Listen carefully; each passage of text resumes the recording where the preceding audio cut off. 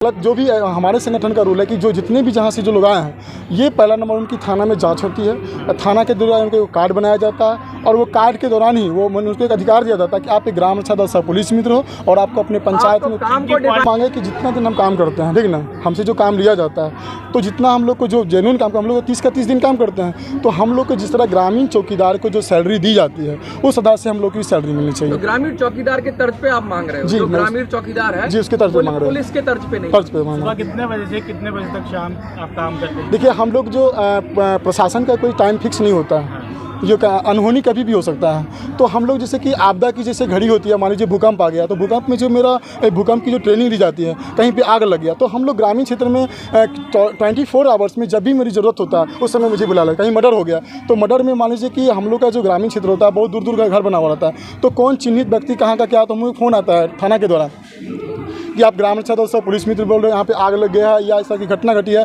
आपके वहाँ हेल्प चाहिए।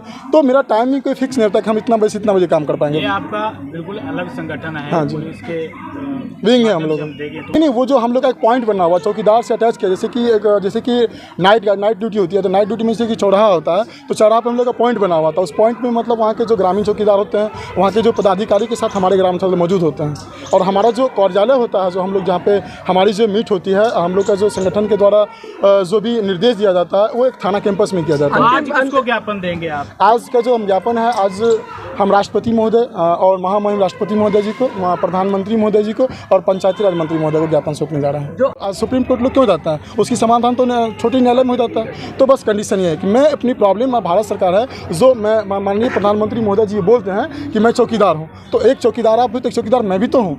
ये केंद्र देश तो पूरे देश का है ना। आपकी ऑर्गेनाइजेशन सिर्फ बिहार में ही काम कर रही है कि भारत के अलग अलग राज्य? नहीं, अलग अलग राज्य में भी काम कर रही है। जैसे कि आप अलग पे बनाते हैं जी। अभी देखिए, जैसे बिहार में ग्राम रक्षा दल है, आपको झारखंड में सहायक पुलिस मित्र हैं, आपको महाराष्ट्र में पुलिस मित्र हैं, आपके दिल्ली में भी पुलिस मित्र की यूनिटी बनी है, राजस्थान में भी है। तो ये कहने का मतलब जो रूरल डिपार्टमेंट के तहत ये पूरे भारत में है। और सबका अलग अलग होगा, मानदेय भी अलग अलग, जी अलग अलग होता है, वो डिपेंड। ज्वाइंट भी कोई फोरम है? ज्वाइंट भी कोई फोरम है अलग अलग स्टेट्स का? नहीं, अलग अलग स्टेट के कुछ लोग समर्थन में आए थे जो पिछले वर्ष। एक ही है, पोस्ट एक ही है, तो एक ज्वाइंट फोरम नहीं है आप लोगों का? हाँ है, कंडीशन है, नेशनल पे है ना। अच्छा जी।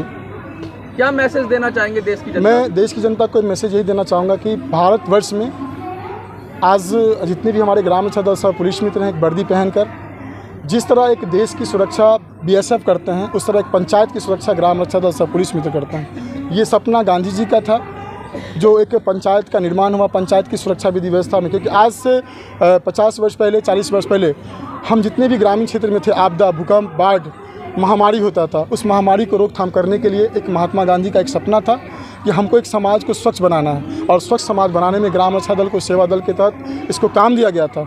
और आज उस काम की घड़ी में हम लोग करते आ रहे हैं। लेकिन एक पूरे बिहार में नहीं, पूरे भारतवर्ष में एकमात्र एक ऐसा संगठन है जो सिर्फ काम कर रहे हैं, लेकिन उनको दैनिक मजदूरी में कुछ नहीं दिया जाता।